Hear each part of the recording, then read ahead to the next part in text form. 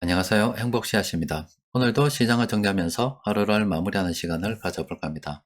오늘 우리 시장은 코스피도 코스닥도 상승 마감했습니다. 코스피는 0.75%, 코스닥은 1.97% 상승 마감했습니다.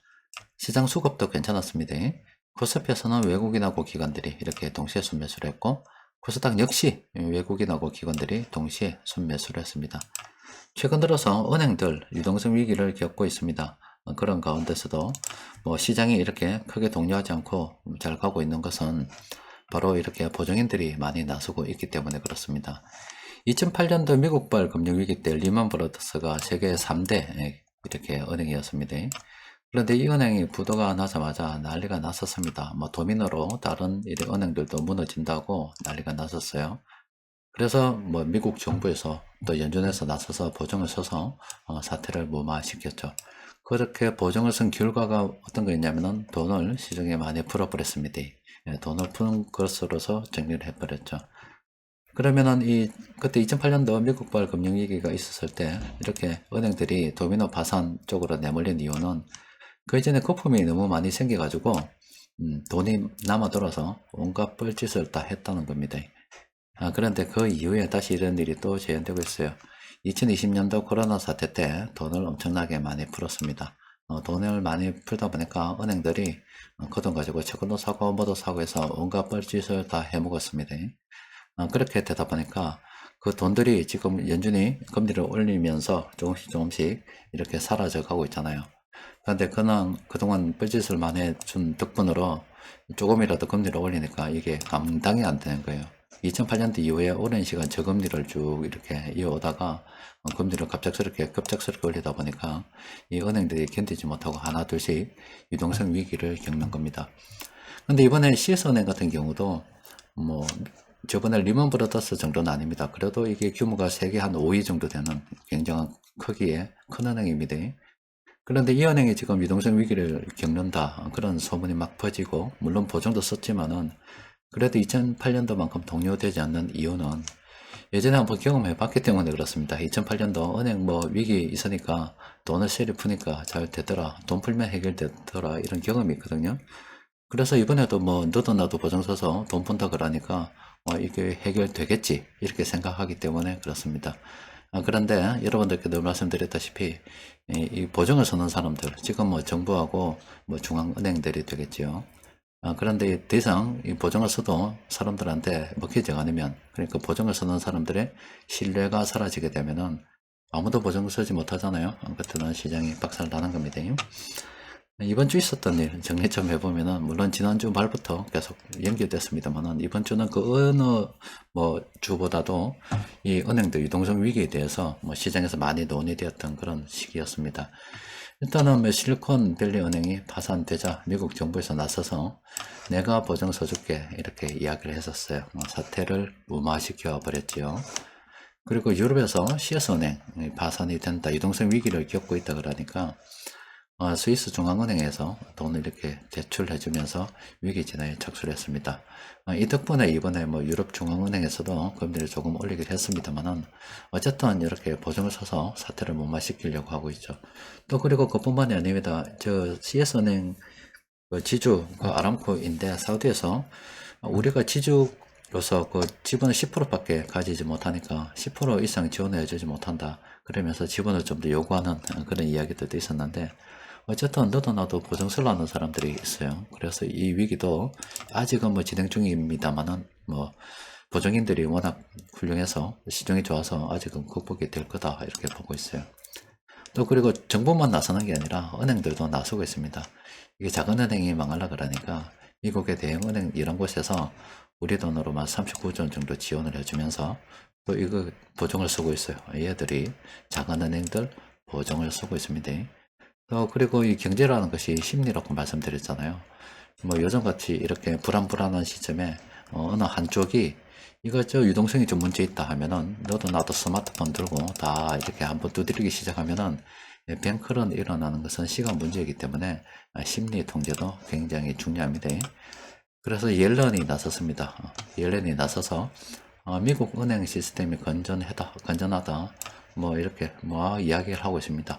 또 그리고 이렇게 다른 이야기들도 막 있죠. 이 말은 사람들의 심리를 갖다가 안정시키기 위해서 지금 정부에서도 나서기 시작했다 이 말입니다. 그리고 지금 저 연준에서도 지금 있죠. 지금 은행들한테 돈 빌려주고 있습니다. 보증서 주고 있는 중입니다. 현재도 보증서 주고 있는 중인데, 이런 식으로 예전에 2008년도에 우리가 경험이 한번 있었어요. 그때는 마참 워낙 경황이 없다 보니까 이렇게 리먼 브러더스가 파산을 하고 뭐 이 도미노로 은행이 무너지려고 할 때, 그때는 막 일단 돈을 갖다가 헬리콥터처럼 퍼부어서 이렇게 막았습니다. 돈이 많이 늘어났죠. 그 이전에 이렇게 거품이 있었다고 말씀드렸고요. 또 그 이후에 쭉 오랜 기간 저금리가 있었다가 또 코로나 때 돈을 엄청 많이 풀었고, 또 돈이 많이 넘쳐나다 보니까 은행들이 또 벌짓을 하고 있고, 또 그걸 갖다가 뭐 이번에는 CS은행이라든지 은행 전반적으로 무너지게 되면 사실 2008년이나 뭐 지금이나 다를 게 전혀 없잖아요. 그런데 그때 한번 막아본 경험으로 또 돈을 풀려고 하다 보니까 이번 사태는 뭐 예전에 2008년도에 비해서 시장이 폭락하거나 그런 건 없고 그냥 대충 이렇게 흘러가고 있는 겁니다. 우리가 주목해야 될 점은 뭐냐? 2008년도 돈 풀었지요. 코로나 사태 때 돈 풀었지요. 그리고 이번에 유동성 위기 놓은다면은 각국 은행들, 또 우리나라 각국 정부들, 우리도 마찬가지고요. 돈 풀 준비가 다 되어 있습니다. 그러니까 돈이 줄어들 사이가 없습니다. 돈을 좀 줄여보려고 이번에 연준에서 급격하게 금리를 좀 올렸잖아요. 잠시 올렸는데도 이러니까 도무지 돈 회수가 안 돼요. 돈은 한 방향으로 계속 늘어나는 쪽으로만 가고 있습니다. 2008년도 그랬고, 지금 최근의 이야기들입니다. 2020년도 그랬고, 이번에도 지금 너도 나도 돈을 막 뿌리려고 하고 있어요. 그럼 저렇게 돈을 뿌리면 어떻게 되느냐? 저렇게 돈을 푼다는 것은 일단은 이걸 막지 못하면 더 큰 위기가 오기 때문에 뭐 불가피한 선택이다라고 볼 수가 있겠지요. 그런데 어쨌든 결과만 놓고 볼 때 돈을 저렇게 푼다는 것은 월급 받는 사람들하고 우리가 국민연금 이렇게 연금 받는 사람들 있죠. 그 사람들 돈 가치가 점점 떨어지게 되는 겁니다. 그러니까 실물 자산을 갖다가 뭐 부동산이든 주식 금융자산도 마찬가지고요. 또 유동성에 대해서 관리도 좀 잘해야 되겠죠. 그런 실물 자산 보유, 또 유동성 관리 이런 걸 잘 못하게 된다면은 그냥 이 자본주의 세상에서는 맨날 손가락 빨고 살 수밖에 없습니다. 시스템이 그렇게 돼 있어요. 그런데 이 시스템이 언제 망하느냐? 이 망하는 거는 돈이 신용을 잃으면 망하는데, 돈이 신용을 잃을 때 괜찮다 이 말이에요. 그런데 그 역사적인 여러 가지 사실 여러분들께 다 이렇게 특강으로 말씀드렸잖아요. 이 보정인이 중요합니다. 이 보정인이 없다 그러면은 그냥 그거는 끝나게 되는 겁니다. 그래서 지금은 뭐 보정인들이 워낙 신용이 좋기 때문에 뭐 충분히 넘어갈 수 있지 않을까 싶어요. 그런데 우리가 향하는 바는 뭡니까? 언젠가는 모두 다 개박살 나는 날이 온다는 거고, 제가 이렇게 열변을 토하면서 매일매일 시향을 올리고 뭐 하는 이유도 재수 없어서 하필이면 내 살아생전에 그런 일이 벌어질 것 같기 때문에 대비하는 차원에서 이렇게 저도 준비를 하고 있고 여러분들께도 말씀을 드리는 겁니다. 자, 어쨌든 오늘 시장 보면은 외국인들이 간만에 들어왔습니다. 그리고 전기전자, 의약품 이런 업종 매수를 했어요. 세력들 전반적으로 예전에 2008년도보다는 동요하지 않는 모습이죠. 기대는 뭡니까? 보정인들이 돈을 마음껏 풀 것이라는 기대가 있어요. 돈이 마음껏 풀어지고 은행 사태가 진정이 되면 어떻게 되겠어요? 뭐 그럴 수 있습니까? 돈이 다시 늘어나고 막 가는 거죠. 위험자산 쪽으로 또 돈이 들어오겠죠. 돈이 나오면 얼마 더 뻘짓하게 돼 있습니다. 그러니까 우리는 형편되는 대로 계속 주식을 모아가는 게 현명한 겁니다. 자, 시장에서 세력들이 공통적으로 매수한 종목이 이렇게 15개 종목이 됩니다. 정리를 플래너를 좀 해보니까 요 색깔 칠해지는 이런 종목들 있죠. 자, 이런 종목들은 우리가 관심을 가지고 좀 살펴볼 필요가 있겠습니다. 연구 좀 해봐야 됩니다. 그리고 이 종목들은 좀 조심하는 게 좋겠습니다. 단기적으로 좀 많이 올랐죠. 지금 단기적으로 많이 올라서 조심해야 됩니다. 메디톡스 같은 경우도 단기적으로 이렇게 좀 많이 올랐잖아요. 우리는 이럴 때 관심을 가져야지 지금은 관심 가지면 안 됩니다. 삼성화재도 단기적으로 많이 좀 올랐죠. 그리고 CR베스틸 지주도 단기적으로 올랐고, 이것도 단기적으로 많이 올랐죠. 조심해야 되는 것들입니다. 이것도 마찬가지고요. 자, 이것도 마찬가지입니다. 여튼 이렇게 마감 시황에서 파란색으로 이렇게 점 찍는 것들은 조심해야 돼요. 우리는 이럴 때 관심을 가져야 되는 거지, 이 파란색으로 나오는 종목들은 전부 다 조심해야 됩니다. 자, 금융시장, 특히 은행 유동성 위기에 대해서 계속 이야기가 나오고 있고, 때마침 너도 나도 지금 보정을 서주겠다고 난리입니다. 이번 주는 그 이야기로 그냥 쪼개놨습니다. 주말 잘 보내시고, 다음 주가 되면 또 무슨 일이 있냐면 연준에서 기준금리가 결정이 있겠지요. 유럽 중앙은행에서 금리를 올렸기 때문에 이번에도 뭐 동결까지는 안 가더라도 한 0.25% 정도 뭐 올려놓은 선에서 끝내고, 아마 지금 현재 시점에서 예전처럼 긴축에 대해서 그렇게 강하게 이야기나 하기는 좀 어려울 것 같아요.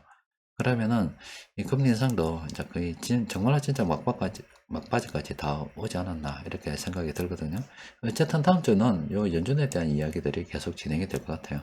또 그리고 오전 뭐 시험을 통해서 말씀드린 것처럼 우리가 주식 투자하다 보니까 참 피곤하죠. 매일매일 뭐 바람잘 날이 없는 것 같잖아요. 이번 주는 뭐 이런 이야기, 그 지난주는 긴축에 대한 이야기, 또 다음 주는 또 연준의 또 이런 금리에 대한 이야기, 들어도 끝이 나지 않는 지겨운 이야기들이 계속 나오는데, 이런 이야기들이 나올 수밖에 없는 게 이 주식시장 자체가 심리 조작에 의해서 움직이는 시장이라서 그렇습니다. 그냥 시장에서 움직이는 돈들이 그냥 심리 조작에 의해서 다 움직이기 때문에, 그런 조작을 하려 그러면은 이런 것들은 부각을 시켜서 자꾸 소문을 만들어내야 됩니다. 또 그리고 우리가 살아가는 모든 환경이 이 경제라고 하는 것이 다 심리에 의해서 돌아가기 때문에 그렇습니다. 사람들의 심리가 굉장히 비관적이면 경제도 안 좋은 거고, 사람들이 앞으로 뭐 잘 될 거다 희망적인 생각을 가지고 있으면 경제도 잘 되는 겁니다. 최근 들어서 이렇게 불안한 이렇게 사람들이 마음을 자꾸 가지게 되면은 이렇게 정부에서 나서서 이렇게 위기 진화를 이야기를 하게 된다고요. 이런 걸 가지고 어떤 측면에서는 백색 거짓말이다라고도 이야기하는데, 정치인들은 필연적으로 저런 이야기 할 수밖에 없어요. 실제 안은 이렇게 골마 터져 있다 하더라도 밖에서 볼 때는 멀쩡하게 보이게끔 자꾸 이야기를 해줘야 됩니다. 그렇기 때문에 정부 이야기를 액면 그대로 믿으면 항상 실패하게 되어 있습니다. 자, 이번 주도 힘든 한 주였습니다. 모두 다 고생하셨습니다. 다음 주에 뵙도록 하겠습니다. 이상입니다.